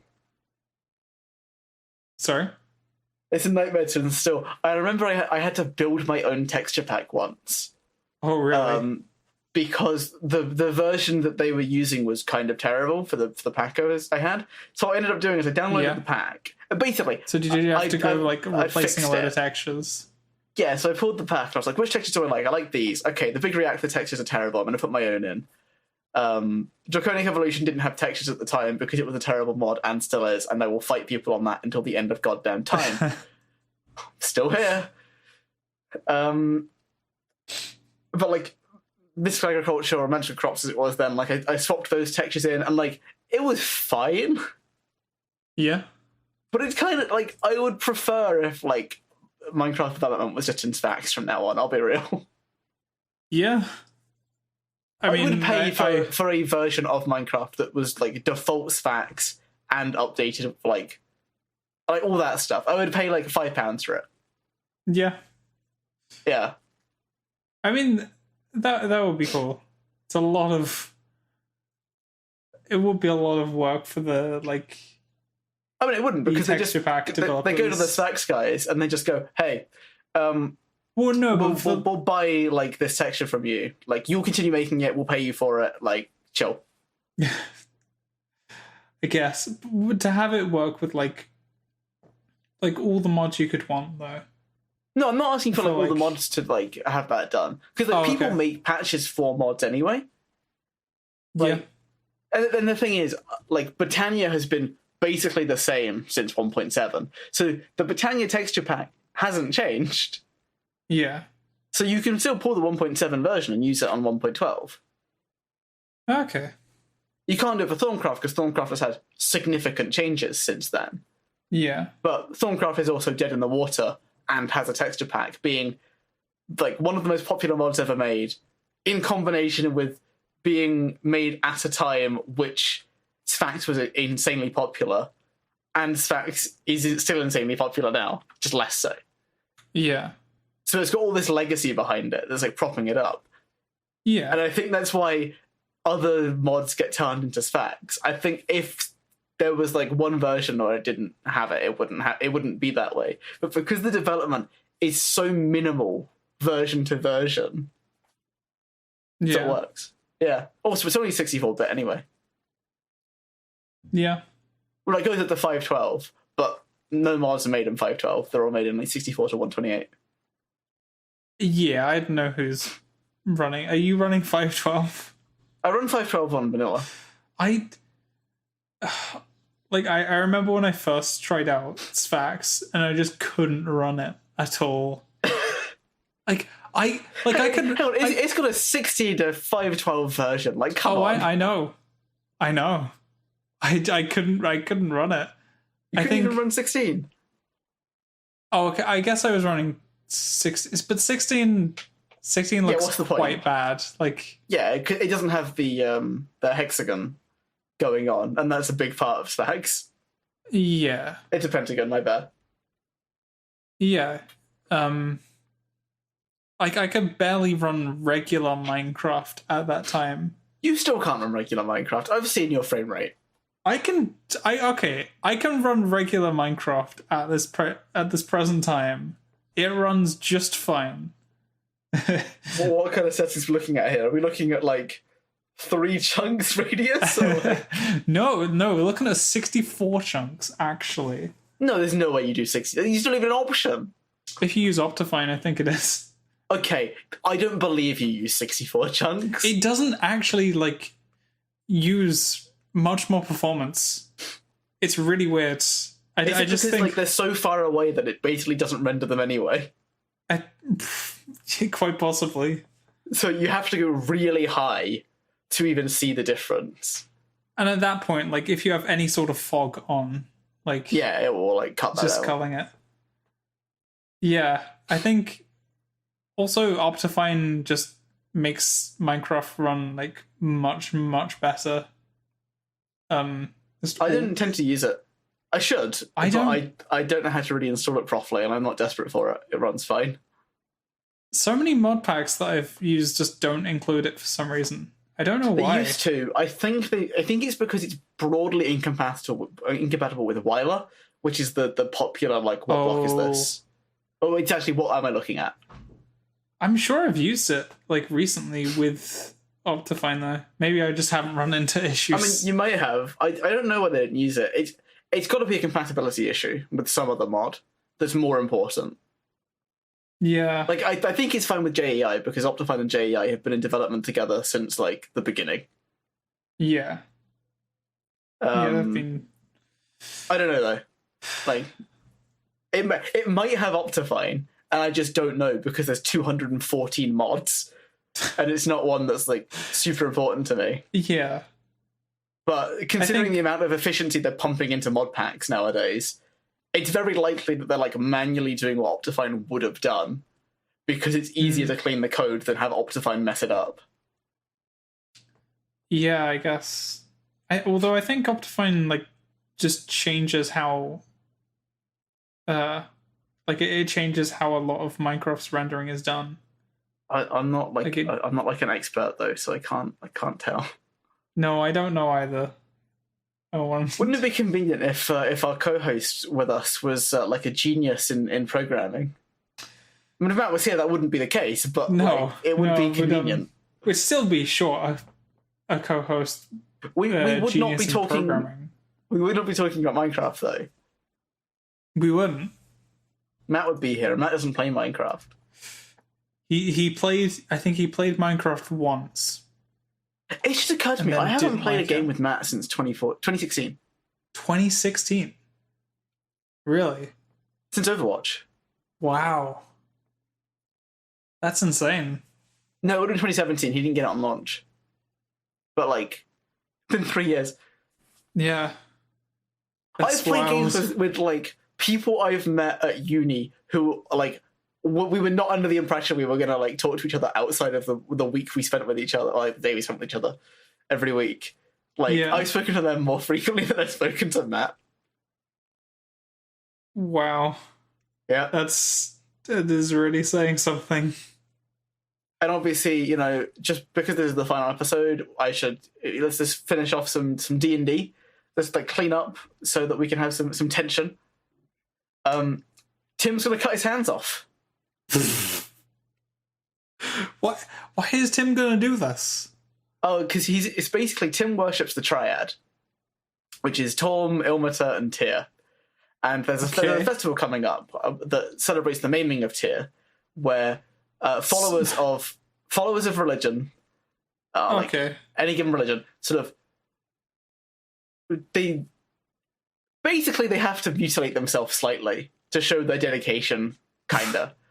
So if it's Ilmater, you sort of bloody and bruised, and like, because he's not lost any limbs, he's just sort of very injured. But Tyr's missing his hand. Okay. So Tim must now lose his hand. That kind of sucks. It's fine, because once he hits level 11, he can grow it back, because he can do some work for one of the factions he works for. I can't remember which one off the top of my head, but they'll give him a ring of rejuvenation, which lets him grow his limb back over about a week. And that's probably about 5-6 months away at this point. But the way that Rob runs prosthetics is he doesn't make you attune to them because it just kind of sucks. Like, they just work as a hand. They have no magical effects. Like, you don't gain the extra AC that you should, but it's a hand that works. Okay. But obviously, someone can just take your hand from you with, like, no issue. Yeah. Yeah. Wardlier is now a frog instead of a turtle. Okay. Yeah, he pissed off a great celestial being that I told him not to annoy. Oh, great. And it killed him and then resurrected him as a frog. Not like a tiny frog, like an anthropomorphic frog. I was just expecting it to, like, just turn him into a frog, but it killed him and then resurrected him as a frog? Yeah, you use reincarnate, which creates a new body. Okay. So It's a frog body. yeah, it's like a little frog body. So if you touch him, you get poisoned. But he's only 3 foot tall. It's a big frog, though. Well, it's like a frog person. Oh yeah, he's also like I think he's like a middle / higher ranking frog person because they're like super racist. So if you're a green frog, you're basically subservient scum. But if you're like a golden frog, you're like heralded as a god. He's like an orange frog, so it's like in between. Okay. He's like your accountant of frogs. He's a frog accountant. Yeah, he's like your accountant, your teacher, your like local businessman. He's in middle class. Your teacher? I mean, yeah, well, I mean, teachers are sort of like middle-ish class. They got good pensions and lots of time off.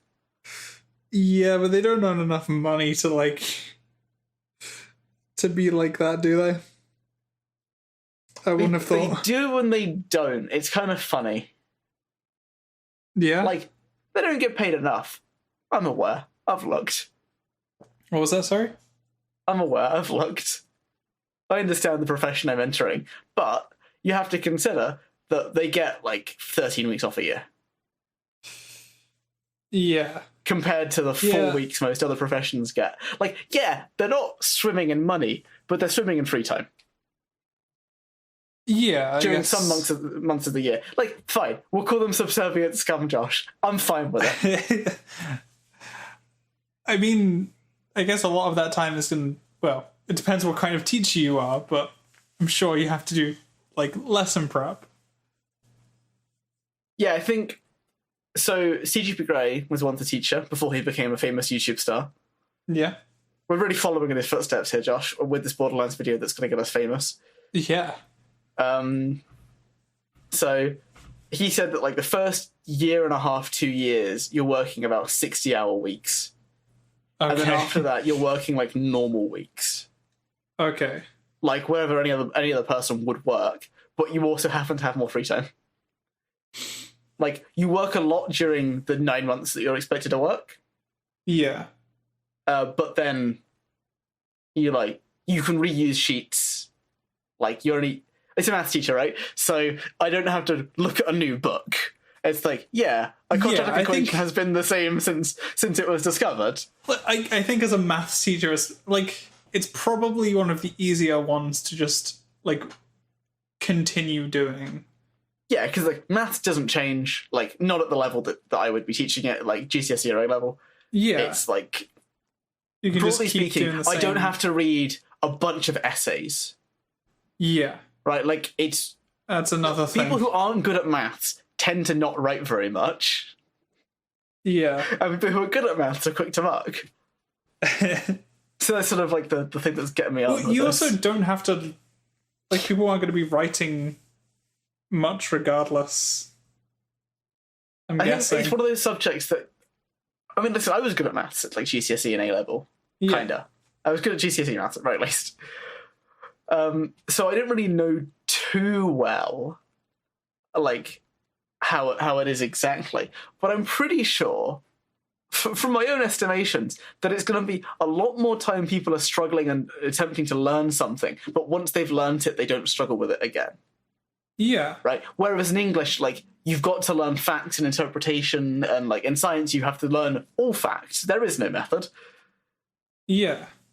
Right? So I think that's sort of it. And that's either going to kill me because I'm going to see someone butcher the language that I love, or it's like music teachers, right? Like you have to listen to like what?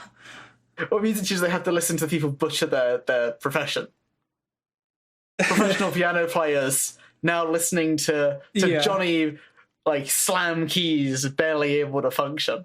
I think, yeah, because there's definitely going to be people who don't care and and can't see that they're like wrong about something, which I'm sure is going to be a difficult situation to navigate as a teacher. Yeah, I think that's like one of the main struggles. But I think you get better at it over time, right? Like you're gonna struggle for your first 5 years just in terms of like classroom like behavior. But I think once you get it, basically, you remember my teacher, my year 10, year 11 teacher. Yeah, I may be trying to volunteer at that school so I can learn from her. Is she still teaching there? They'd be a fool to lose her. They would. She is like very good. Like the upper echelon, the administration really like her. Yeah, because she gets results. So I want to learn from this woman. Yeah.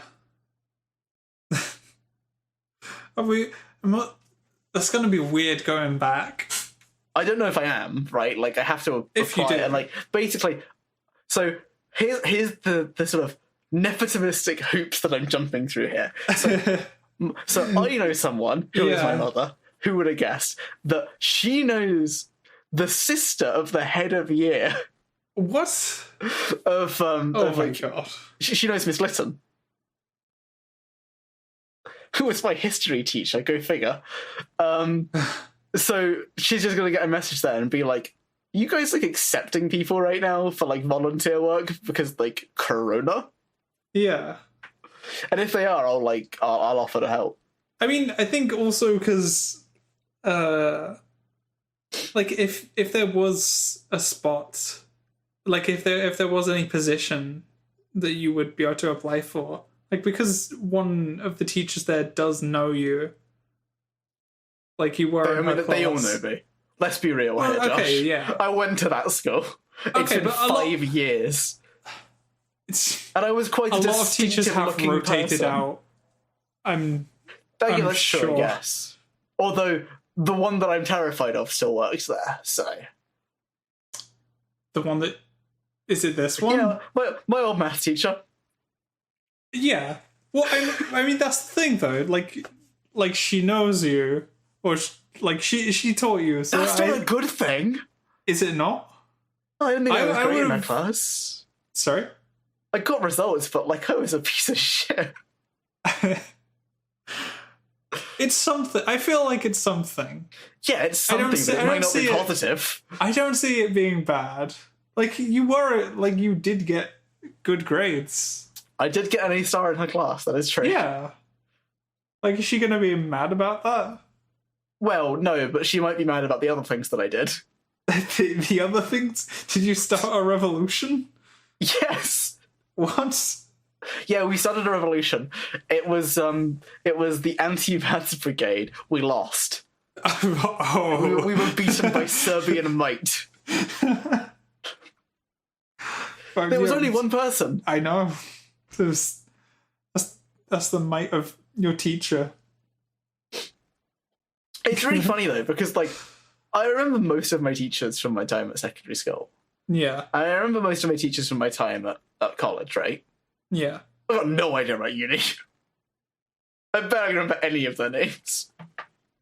Because it was all lectures. Yeah. I think it's been quite different for me because we usually had like we had like 3 modules per term, and then we'd just have like one teacher for each of those modules. So it was a lot more closed in, I guess. That's how we did it, but like the problem with it is that like they're standing at the front of a hall that has 200 people in it, like that's how we did it. But if there's only one person at the front of a hall of 200 people, and I have like 3 lectures a day, okay, yeah.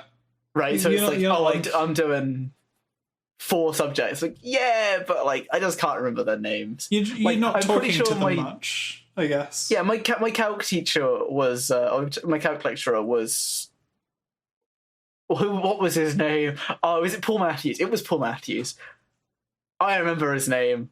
That's free promotion for good old Paul Matthews. There, he was a pretty good lecturer. Not my best. Not your Absolutely best not my subject. best. But no, not the best lecturer I ever had. Oh, Like the best lecturer I ever had was this Okay. year in game theory, yeah. and Yeah, then he yeah. went on strike and coronavirus happened. So that's just funny basically how that like 10 of goes. his lectures because there wasn't time. That was fun. Yeah. Your best lecturer, and you've gone to how many? There were 12. I went to 11. Oh, okay. That's pretty There good might then. not have been 12. I think I basically missed one lecture. Okay, that's fine then. I thought it was more. So no. There were. I missed one lecture that was on. What was that? Sorry. I missed one lecture that was on. They cancelled like most of them. Oh, Like there were meant to be like 40 lectures. oh, And I okay, think it was like sub 20. okay. Then that's that's not. It's not that great. No, it isn't that great. You are right. Yeah, I guess with me, because like obviously a lot smaller of a place. Like often the class sizes were like 20 or less. That was pretty much how it went the entire thing. That's how my last year was. Yeah, My biggest class in my last year, I think, was like 70 people. yeah, My smallest was fluid dynamics, which was about 20. yeah. A lot of people did a lot of people leave. Well, it's not about leaving. It's just like, that as the you went number of through the options you years. got more sort of diverse. So, in first year, you had to do the 3 subjects: calculus, linear mathematics, and what was it? It was ACF. I can't remember what the ACF stands for, but that was it. And then you had to, if you were doing the pure mathematics course, you had to do whatever you got. Right? There were no options. Yeah, But if you were doing like economics, you got what you were got, but it wasn't the same as like pure. Because I ended up doing like group theory kind of things while they went and did economics. But I shared my like core maths classes with them, yeah, ACF, LMA, and Calc. And then second year we got to choose, okay, right? But we had some core ones we still had to do. yeah, You had to pick 2 of these 3, so there was pretty big overlap. But then you had your optional modules that let you like, I did scientific computation and group theory and number theory, that kind of thing. And then in your third year, you get to pick, but you get to pick offshoots of those. So only people who did them in second year could do them. Sorry. So in third year, you had to pick modules that like you could pick any, right? They had to be level 3 or 4 modules. Yeah. I wonder if that Hoover's getting picked up. I bet it is.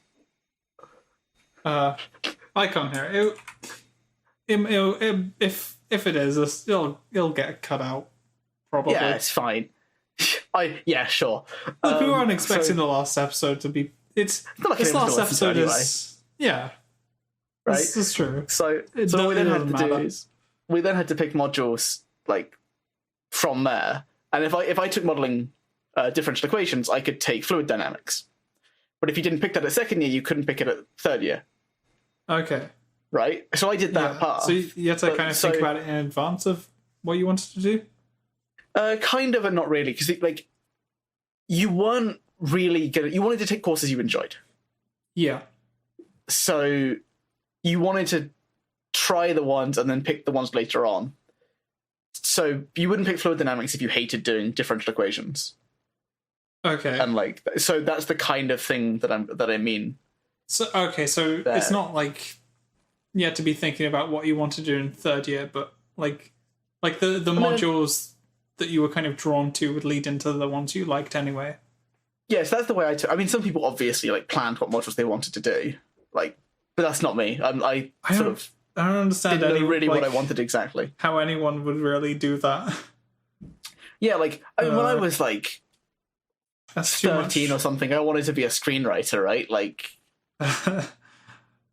you don't know what you're gonna do No. 5 years from now. I have no flipping clue. I With went that. into So, like, college. You don't know what you're gonna do in courses. I went into college wanting to do like programming, and I Yep. completely shifted. It's weird.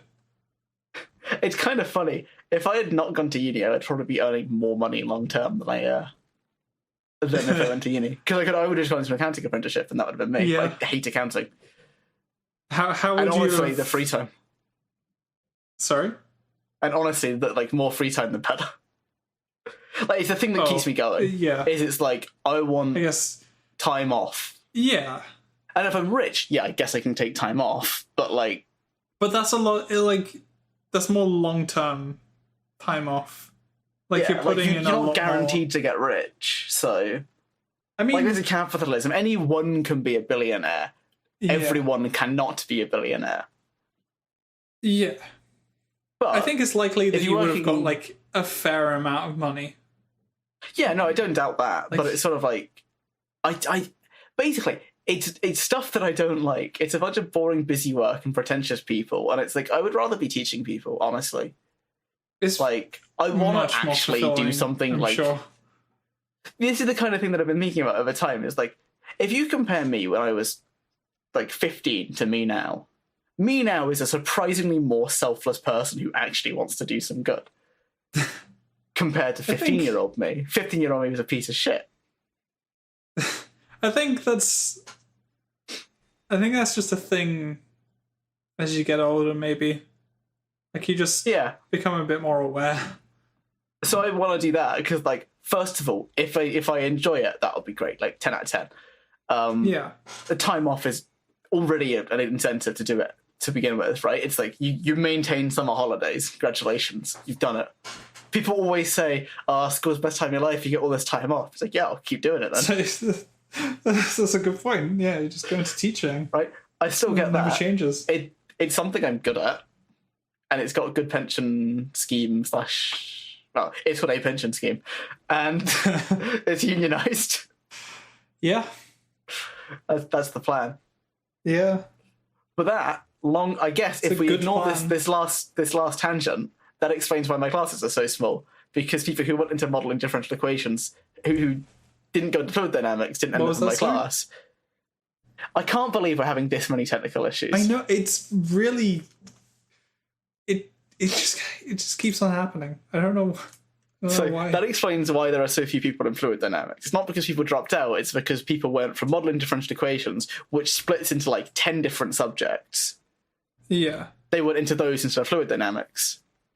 Yeah. It's the same reason, like, I mentioned their classes were 20 as well, Yeah. Well, right? Because you had to get there. Did you had overlap though, didn't you? Like of like pretty much all people were like who started on the course were still doing these like 1 or 2 modules at the end, or was it like pretty much just completely split off? So there was one guy I met on the first day I was at uni. Yeah. His name was Liam. I was in almost every single one of his classes. Like right up until the end, or Yeah, so Wow. in first year we were in the same calculus, linear mathematics and whatever classes, but he was doing a pure math as well. So he was in all of my classes. yeah. He liked sitting in the back, I liked sitting at the front, so we never sat next to each other, but don't worry about that. And then in second year I was thinking we like, took oh, this is like good friends you made along the way. no, we're like decent friends, but like, you know, Like you I didn't don't have actually his end number, up... I'll probably never talk to him again. Fair enough. And then in second year, he took pretty much the same modules I did. Okay. I think there was one that we didn't. And then this year we took the same classes, but one. I took game theory, he took physics. Okay. That was it. Yeah. So, like, there are some people who end up in the same classes forever. Yeah. And there was this one girl I saw in every class.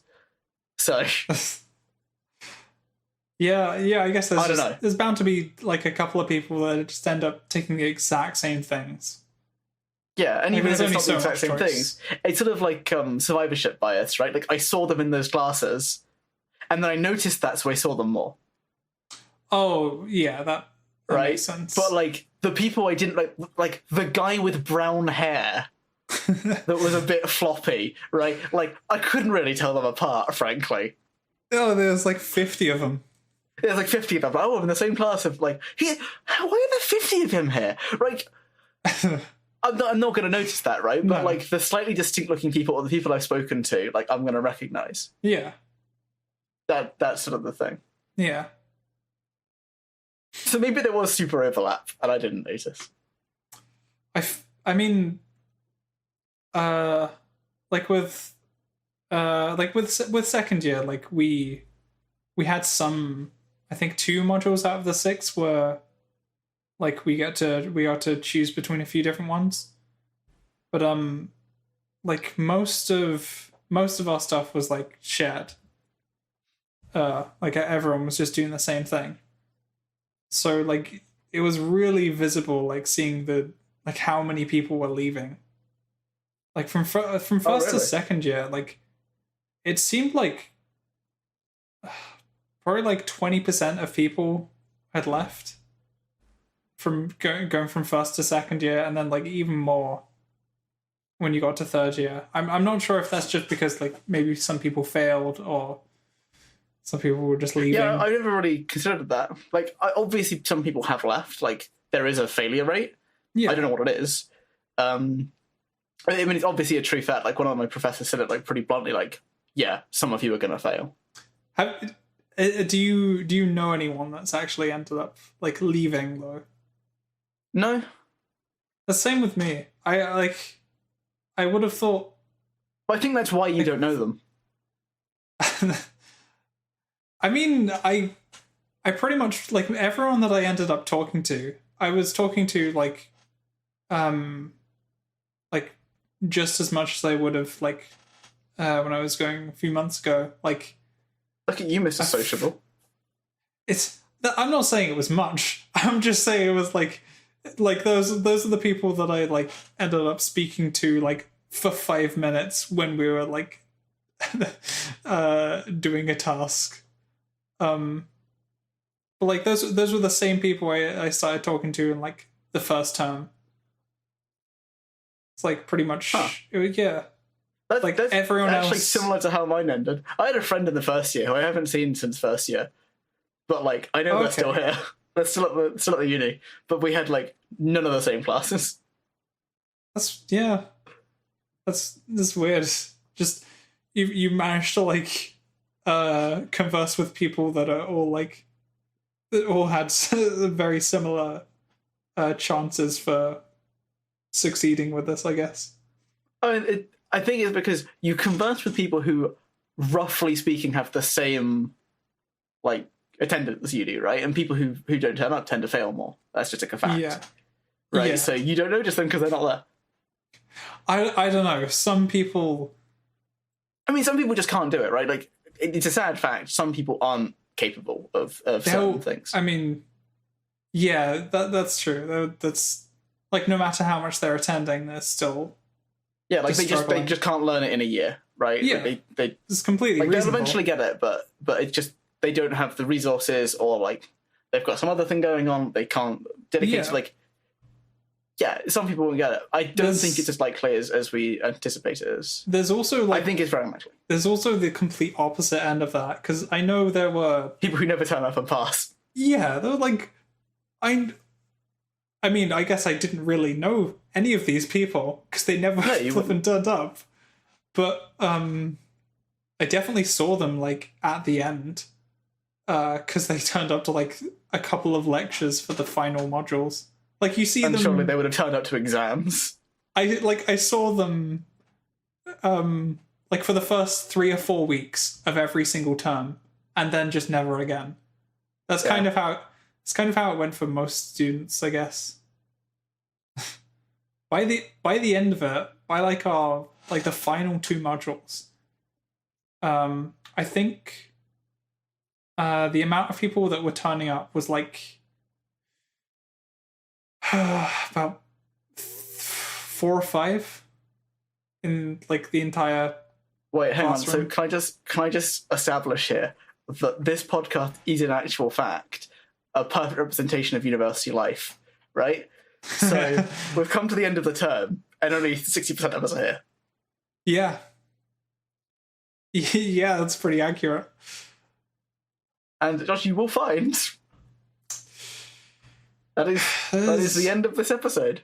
Yeah, we're done. It's done. This is to it. anyone who actually made it this far in the episode, which if it's one There's no person one. in 50 years, I will be impressed. I wonder if is anyone like gonna watch this in She history asked- class in like 200 years? Look at these chuckle fucks. They couldn't like do a podcast. People are gonna be studying like the rise and fall of podcasting. This is like one of Podcasting the is just examples. radio. Sorry. Here's the thing, though, right? So hypothetically, let's say we make this Borderlands video Yeah. and it takes off, right? It won't, and we No, probably won't but ever make it. But let's say it hypothetically. does, right? This would then get found. Yeah. Oof. I'd be fine with that. I'd be fine. I mean, we made it, and we're not like saying really controversial things. Yeah. You think Matt would turn up if we got big? He's like cashing in on it. Like, hey, you guys made that thing. Hey, I was a part of this podcast for a while. Hey, like I'm the guy from like the first 15 episodes or whatever. Yeah. I don't know. If anyone makes it this far, I expect an email that just says like fudge nutter or something, and that like confirms you made it this far. Yeah. I'd honestly give someone £5 if they made it this far. I wouldn't, because that's not why I'm doing this. But like, you know, Well, no, not to get this far. Like, if like I'd just be like, I'd want to show my Congrats. gratitude. Like, wow, why? yeah. Why did you do this? You deserve some kind of compensation for your time. And you know what we forgot to do? No, I don't. We forgot to do the Spider-Man talk. I mean, didn't forget. That's just next episode. Oh, that's a good point. Yeah, next episode we'll do it. Yeah.